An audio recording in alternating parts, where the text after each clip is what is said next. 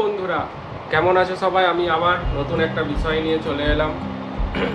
বিষয়টি হলো এরকম যে বলা হয় যে এই পুরো বিশ্ব ব্রহ্মাণ্ড, এই পুরো কসমোস, ইউনিভার্স, এটাকে যদি কোনো ভাষায় লিখতে হয় তো the closest language will be mathematics.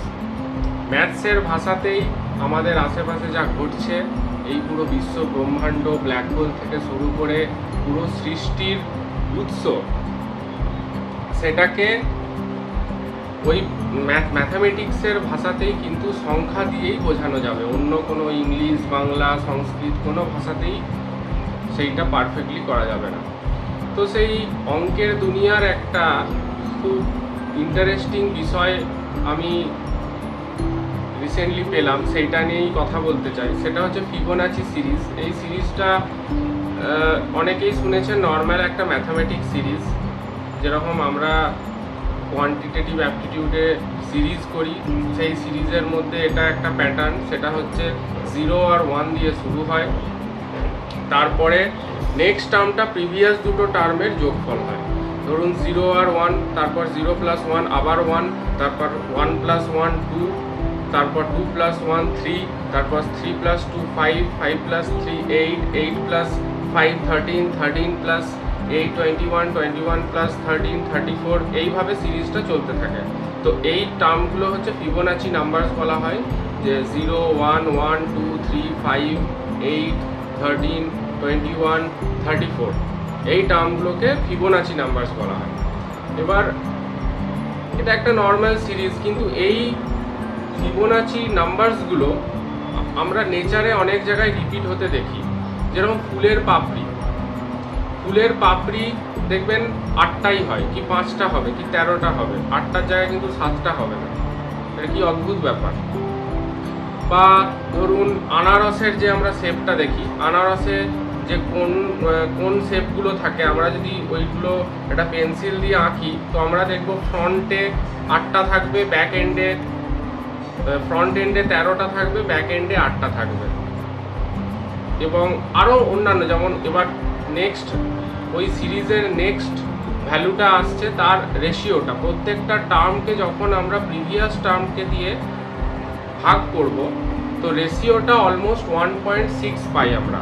Actually সংখ্যাটা 1.678 এরকম করে অনেক লম্বা, 22/7 মতো একটা ইনফাইনাইট সিরিজ হয়, কিন্তু অ্যাপ্রক্সিমেটলি ভ্যালুটা 1.6 পাই। ধরুন আমরা যদি 5 ডিভাইডেড বাই 3 করি তো ক্লোজ টু 1.6, আবার 8 ডিভাইডেড বাই 5 করি, বা 13 ডিভাইডেড বাই 8 করি, 21 ডিভাইডেড বাই 13 করি, তো ওই 1.6 পাবো। ওই রেশিওটাকে বলা হয় ফাই, নট পাই, ফাই।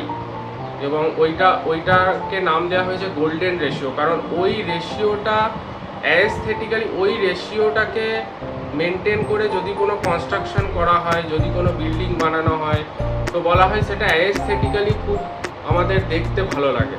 যেরকম লিওনার্ডো ডি ক্যাপ্রিওর যে মোনালিসার পেন্টিংটা আছে, যেটা বিশ্ববিখ্যাত, সেই পেন্টিংটাতে ওই নাক, মুখ প্রত্যেকটা কিন্তু ওই 1.6-এর রেশিওতে করা হয়েছে। এটা লিওনার্ডো উনি মানে কনসিয়াসলি ওই রেশিওটাকে মাথায় রেখে কিন্তু ছবিটা এঁকেছে।